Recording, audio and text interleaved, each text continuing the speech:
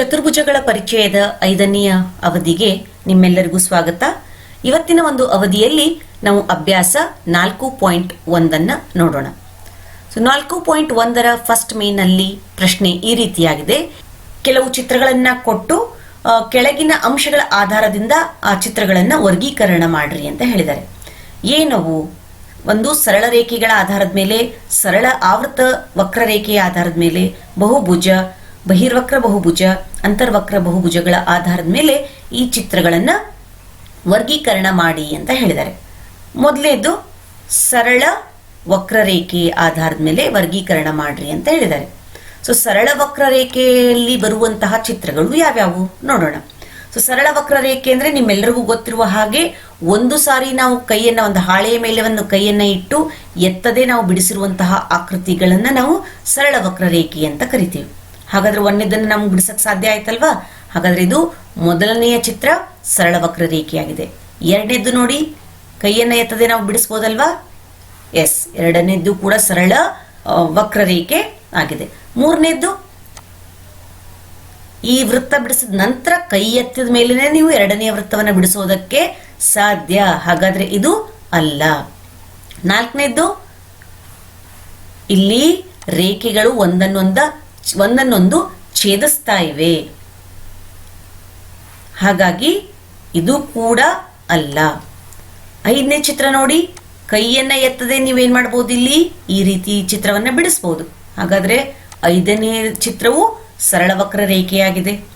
ಆರನೇದ್ದು ನೋಡಿದ ತಕ್ಷಣನೇ ನಿಮ್ಗೆ ಗೊತ್ತಾಗುತ್ತೆ, ಇದು ಕೂಡ ಹೌದು ಸರಳ ವಕ್ರರೇಖೆ. ಏಳನೆಯ ಚಿತ್ರ, ಇದನ್ನು ಕೂಡ ನೀವು ಏನ್ ಮಾಡಬಹುದು, ಕೈಯನ್ನ ಎತ್ತದೆ ಈ ಚಿತ್ರವನ್ನ ಬಿಡಿಸಬಹುದಾಗಿರೋದ್ರಿಂದ ಏಳನೆಯ ಚಿತ್ರವು ಕೂಡ ಒಂದು ಸರಳ ವಕ್ರರೇಖೆ ಆಗಿದೆ. ನಂತರ ಎಂಟನೇದ್ ನೋಡಿ, ಇಲ್ಲಿಯೂ ಕೂಡ ಈ ಬಿಂದುವಿನಲ್ಲಿ ರೇಖೆಗಳು ನಾವು ಛೇದಿಸುವುದನ್ನ ಕಾಣ್ತೀವಿ. ನೋಡಿ, ಒಂದು ಬಿಂದುವಿನ ಮೂಲಕ ಎರಡು ಸರಿ ನಾವು ಹಾಯ್ದು ಹೋಗುವ ಒಂದು ಕಾರಣ ಇದು ಕೂಡ ಒಂದು ಸರಳ ವಕ್ರರೇಖೆ ಅಲ್ಲ. ಎರಡನೆಯ ಪ್ರಶ್ನೆ, ಸರಳ ಆವೃತ ವಕ್ರರೇಖೆ. ಸರಳ ಆವೃತ ವಕ್ರರೇಖೆ ಆಗ್ಬೇಕು ಅಂತಂದ್ರೆ ಇದರಲ್ಲಿನೇ ನಾವು ನೋಡ್ಬೇಕಲ್ವಾ. ಈಗ ಇದನ್ನು ಕೂಡ ಇದು ನಾವು ಸರಳ ವಕ್ರರೇಖೆ ಅಂತ ಹೇಳಿದೀವಿ, ಇದು ಕೂಡ ಸರಳ ವಕ್ರರೇಖೆ ಅಂತ ಹೇಳಿದೀವಿ. ಹಾಗಾಗಿ ಈ ಎಲ್ಲಾ ಚಿತ್ರಗಳು ಏನಾಗಿವೆ, ಆವೃತ ಆಕೃತಿಗಳೇ ಆಗಿರೋದ್ರಿಂದ ಫಸ್ಟ್ ಇವು ಸರಳ ವಕ್ರರೇಖೆಗಳು ಹೌದು, ನಂತರ ಇವುಗಳು ಏನಾಗಿವೆ, ಆವೃತಾಕೃತಿ ಅಂದ್ರೆ ಮುಚ್ಚಿದ ಆಕೃತಿಗಳೇ ಆಗಿರೋದ್ರಿಂದ ಇವುಗಳು ಸರಳ ಆವೃತ ವಕ್ರರೇಖೆಗಳು ಕೂಡ ಆಗಿವೆ. ಒಂದನೇದ್ದು 1, 1, 2, 5, 6, 7 ಈ ಚಿತ್ರಗಳು ಸರಳ ಆವೃತ ವಕ್ರರೇಖೆಗಳು ಹೌದು. ಇನ್ನ ಮೂರನೆಯ ಪ್ರಶ್ನೆ, ಬಹುಭುಜ. ಬಹುಭುಜಾಕೃತಿಗಳು ಯಾವ್ಯಾವು ನೋಡೋಣ. ಬಹುಭುಜಾಕೃತಿಯನ್ನ ನಾವು ಗುರುತಿಸಬೇಕು ಅಂದ್ರೆ ಅದರ ಒಂದು ಡೆಫಿನೇಷನ್ ನಮ್ಗೆ ಗೊತ್ತಿರಬೇಕು. ಬಹುಭುಜ ಅಂದ್ರೆ ಏನು, ರೇಖಾಖಂಡಗಳಿಂದ ಆವೃತವಾಗಿರುವಂತಹ ಆಕೃತಿಗಳನ್ನ ನಾವು ಬಹುಭುಜ ಅಂತ ಕರಿತೀವಿ. ಇಲ್ಲಿ ಸರಳ ರೇಖೆಗಳನ್ನ ಇಲ್ಲಿ ಕಾಣ್ತಾ ಇದ್ದೀವಲ್ವಾ ನಾವು, ರೇಖಾಖಂಡಗಳು ಇದರಲ್ಲೂ ಕೂಡ ನಾವು ಕಾಣ್ತಾ ಇದ್ದೀವಿ. ಒಂದನೇದ್ದು ಎರಡನೇದಂತೂ ಹೌದು, ಮೂರನೇದ್ದು ನಾಲ್ಕನೇದಂತೂ ಅದು ಸರಳ ವಕ್ರರೇಖೆಗಳೇ ಅಲ್ಲ. 5, 6, 7 ನೋಡಿ, ಇವು ವಕ್ರರೇಖೆಗಳಾಗಿವೆ, ರೇಖಾಖಂಡಗಳು ಆಗಿಲ್ಲ. ಇಲ್ಲಿ ರೇಖಾಖಂಡಗಳಿದ್ರೂ ಕೂಡ ಇನ್ನೊಂದು ಬಾಹು ಏನಾಗಿದೆ, ವಕ್ರರೇಖೆಯಾಗಿದೆ. ಹಾಗಾಗಿ ಈ ಮೂರು ಚಿತ್ರಗಳು ಬಹುಭುಜಾಕೃತಿಗಳು ಅಲ್ಲ. ಹಾಗಾದ್ರೆ ಯಾವ್ಯಾವ ಬಹುಭುಜಾಕೃತಿಗಳು? ಮೊದಲನೆಯ ಹಾಗೂ ಎರಡನೆಯ ಚಿತ್ರಗಳು ಮಾತ್ರ ಬಹುಭುಜಗಳಾಗಿವೆ. ನಾಲ್ಕನೆಯ ಪ್ರಶ್ನೆ ಡಿ. ಇಲ್ಲಿ ಇವ್ರು ಕೇಳಿರೋದೇನು, ಬಹಿರ್ವಕ್ರ ಬಹುಭುಜ. ಬಹಿರ್ವಕ್ರ ಬಹುಭುಜ ಅಂದ್ರೆ ಇಲ್ಲಿ ಕಂಡೀಷನ್ ಏನಾಗಿರ್ಬೇಕು, ಪ್ರತಿ ಕೋನದ ಅಳತೆ 180 ಡಿಗ್ರಿಗಿಂತ ಕಡಿಮೆ ಆಗಿರ್ಬೇಕು. ಇಲ್ಲಿ ಕೋನಗಳನ್ನ ಗಮನಿಸಿ, ಇಲ್ಲಿ ಕೋನವನ್ನ ಗಮನಿಸಿ. ಇಲ್ಲಿ ಪ್ರತಿ ಕೋನದ ಅಳತೆ 180 ಡಿಗ್ರಿಗಿಂತ ಕಡಿಮೆ ಆಗಿರ್ಬೇಕು. ಇಲ್ಲಿ 180 ಡಿಗ್ರಿಗಿಂತ ಹೆಚ್ಚಿಗೆ ಇದೆ. ಇದರಲ್ಲಿ ಪ್ರತಿ ಕೋನದ ಅಳತೆ 180 ಡಿಗ್ರಿಗಿಂತ ಕಡಿಮೆ ಇದ್ದು ಕರ್ಣಗಳು ಕೂಡ ಇಲ್ಲಿ ಒಳಗಡೆನೆ ಇವೆ. ಹಾಗಾಗಿ ಎರಡನೆಯ ಚಿತ್ರ ಮಾತ್ರ ಏನಾಗಿದೆ, ಬಹಿರ್ವಕ್ರ ಬಹುಭುಜವಾಗಿದೆ. ಇದು ಅಂತರ್ವಕ್ರ ಬಹುಭುಜ ಯಾವುದು? ಅಂತರ್ವಕ್ರ ಬಹುಭುಜ ಒಂದನೆಯ ಚಿತ್ರ. ಮೊದಲನೆಯ ಚಿತ್ರ ಅಂತರ್ವಕ್ರ ಬಹುಭುಜವಾಗಿದೆ. ಕಾರಣ ಇಲ್ಲಿ ಕರ್ಣವು ಚಿತ್ರದ ಹೊರಗಡೆ ಇದೆ, ನಂತರ ಒಂದು ಕೋನ 180 ಡಿಗ್ರಿಗಿಂತ ಹೆಚ್ಚಾಗಿದೆ, ಅಂದ್ರೆ ಸರಳಾಧಿಕ ಕೋನವಾಗಿರೋದ್ರಿಂದ ಇದೊಂದು ಅಂತರ್ವಕ್ರ ಬಹುಭುಜಾಕೃತಿಯಾಗಿದೆ. ಮುಂದಿನ ಪ್ರಶ್ನೆಯನ್ನ ನೋಡೋಣ. ಸೊ ಬಹಿರ್ವಕ್ರ ಚತುರ್ಭುಜ ಎ. ಬಹಿರ್ವಕ್ರ ಚತುರ್ಭುಜ ಅಂದ್ರೆ ಏನು ನೋಡೋಣ ಮೊದಲು. ಚತುರ್ಭುಜ ಅಂದ್ರೆ 4 ಬಾಹುಗಳಿರುವಂತದ್ದು. 4 ಬಾಹುಗಳಿರುವಂತಹ ಆಕೃತಿಯನ್ನು ನಾವು ಚತುರ್ಭುಜ ಅಂತ ಕರಿತೀವಿ. ಎಂತಹ ಚತುರ್ಭುಜ? ಬಹಿರ್ವಕ್ರಿಯ. ಬಹಿರ್ವಕ್ರಿಯ ಅಂದ್ರೆ ಪ್ರತಿಯೊಂದು ಕೋನದ ಅಳತೆ 180 ಡಿಗ್ರಿಗಿಂತ ಕಡಿಮೆ ಆಗಿರುತ್ತೆ. ಹಾಗಿದ್ರೆ ಇದರಲ್ಲಿ ನಾವು ಕರ್ಣಗಳನ್ನ ಹೇಳೋಣವಾ? ಸೊ 1 2 ಎಷ್ಟು ಕರ್ಣಗಳು ಬಂದ್ವು ಇಲ್ಲಿ? 2 ಕರ್ಣಗಳು ಬಂದವು. ಹಾಗಾದ್ರೆ ಒಂದು ಬಹಿರ್ವಕ್ರ ಚತುರ್ಭುಜವು ಎಷ್ಟು ಕರ್ಣಗಳನ್ನ ಹೊಂದಿದೆ? 2 ಕರ್ಣಗಳನ್ನ ಹೊಂದಿದೆ. ಎರಡನೆಯ ಪ್ರಶ್ನೆ, ನಿಯಮಿತ ಷಡ್ಭುಜ.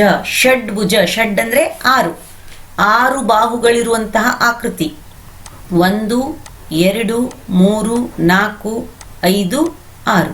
ಸೊ ಇದೊಂದು ಷಡ್ಭುಜ. ನಿಯಮಿತ ಅಂತಂದ್ರೆ ಎಲ್ಲ ಬಾಹುಗಳು ಮತ್ತು ಎಲ್ಲ ಕೋನಗಳ ಅಳತೆ ಸಮನಾಗಿದ್ದರೆ ಅದನ್ನ ನಿಯಮಿತ ಆಕೃತಿ ಅಂತ ಕರಿತೀವಿ. ಕರ್ಣಗಳನ್ನ ಎಳೆಯೋಣ ಇವಾಗಿಲ್ಲಿ. 1 2 3 4 5 6 ನಂತರ 7 8 ಇದು ಒಂದು 9. ಹಾಗಿದ್ರೆ ಇದರಲ್ಲಿ ಷಡ್ಭುಜದಲ್ಲಿ ಎಷ್ಟು ಕರ್ಣಗಳಿವೆ? 9 ಕರ್ಣಗಳಿವೆ. ಮೂರನೆಯ ಚಿತ್ರ ಯಾವುದು? ತ್ರಿಭುಜ. ಸೊ ತ್ರಿಭುಜದಲ್ಲಿ ನೋಡಿ ಕರ್ಣಗಳನ್ನ ನೀವು ಎಳೆಯೋದಕ್ಕೆ ಸಾಧ್ಯವಾ? ಕರ್ಣಗಳಿಲ್ಲಿ ಇಲ್ಲ. ಹಾಗಾದ್ರೆ ಇಲ್ಲಿ ಕರ್ಣಗಳನ್ನ ಎಳೆಯೋದಕ್ಕೆ ಸಾಧ್ಯ ಇಲ್ಲ. ಮೂರನೆಯ ಪ್ರಶ್ನೆ, ಒಂದು ಬಹಿರ್ವಕ್ರ ಚತುರ್ಭುಜದ ಒಳಕೋನಗಳ ಅಳತೆಗಳ ಮೊತ್ತ ಎಷ್ಟು? ಚತುರ್ಭುಜವು ಅಂತರ್ವಕ್ರೀಯವಾಗಿಲ್ಲದಿದ್ದರೂ ಈ ಗುಣಲಕ್ಷಣವು ನಿಜವಾಗುವುದೇ? ಬಹಿರ್ವಕ್ರವಲ್ಲದ ಚತುರ್ಭುಜವನ್ನ ಎಳೆದುಕೊಂಡು ಪ್ರಯತ್ನಿಸಿ. ಸೊ ಹಿಂದಿನ ಒಂದು ಅವಧಿಗಳಲ್ಲಿ ನಾನು ಒಂದು ವಿಡಿಯೋದ ಮೂಲಕನೇ ನಿಮಗೆ ಮಾಡಿ ತೋರಿಸಿದ್ದೀನಿ.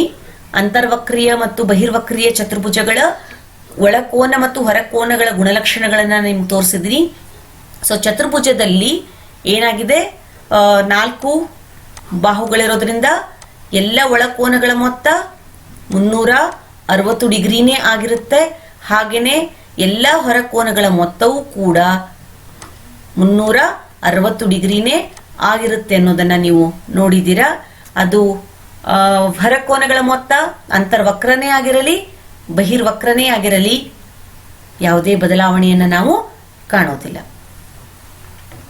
ಮುಂದಿನ ಪ್ರಶ್ನೆ, ಕೊಟ್ಟಿರುವ ಕೋಷ್ಟಕವನ್ನ ಪರೀಕ್ಷಿಸಿ ಪ್ರತಿಯೊಂದು ಚಿತ್ರವನ್ನ ತ್ರಿಭುಜಗಳನ್ನಾಗಿ ವಿಭಾಗಿಸಿದೆ. ಅದರಿಂದ ಒಳಕೋನಗಳ ಮೊತ್ತವನ್ನ ಕಂಡುಹಿಡಿಯಿರಿ.